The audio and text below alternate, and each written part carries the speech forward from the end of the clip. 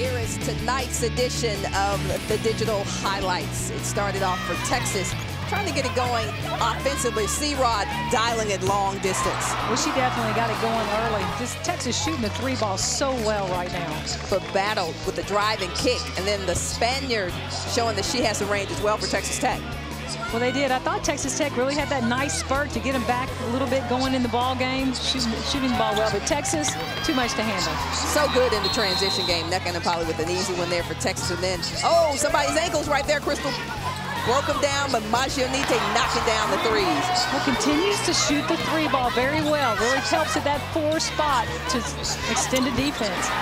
Texas was inside, Texas was outside, and then the freshman getting into the action here, and Nakia posting up, and they finally give it to her. Well, she's so strong, and they're just continuing to get her position to get that higher percentage shot. Nice feed by Selena Rodrigo. To the second half we go, and it's more Texas, but now it's the Brady Sanders show. Well, Brady Sanders, look at this drive right here. Just gets to the basket, can't find a pass out, but doesn't need a pass out. Brady Sanders, lots of confidence for Texas, telling Nneka and Napali, you got double, you got me on the outside. How about I shot 14% last year from the 3, and I'm shooting 42 this year? That's Brady Sanders getting buckets. Texas Tech trying to keep it a game in the second half, but just too much Texas. Well, and too much Chaz Fizell on a drive and a strong finish with contact.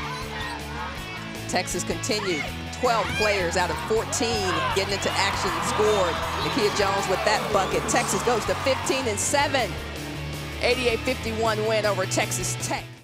Coach Aston, you all dominated virtually every aspect of this game, but when you look at 62% shooting from the field, what do you make of that?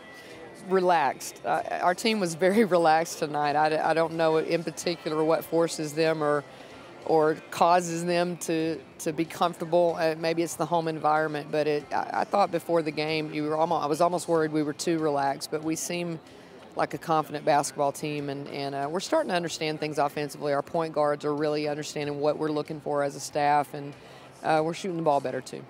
And when we spoke at halftime, you praised this team's decision-making.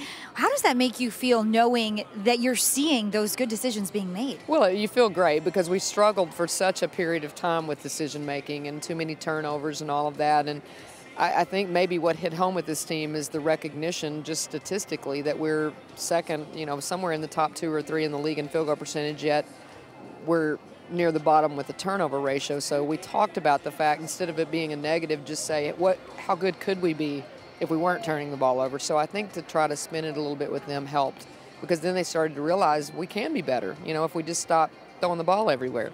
Now, I heard you in the second half a little frustrated with the way your team was running offense. They weren't boxing out. That being said, how satisfied were you with the way this team handled a comfortable lead throughout the game? Well, I'm really pleased with how we played. You just want to keep getting better. You don't want to practice bad habits. That's something we're trying to work on, is our discipline defensively, our discipline in boxing out, discipline in continuing to run offense and not just get helter-skelter just because you can, because you're ahead. So we just, trying to teach the young players. It's a teaching moment for the young players.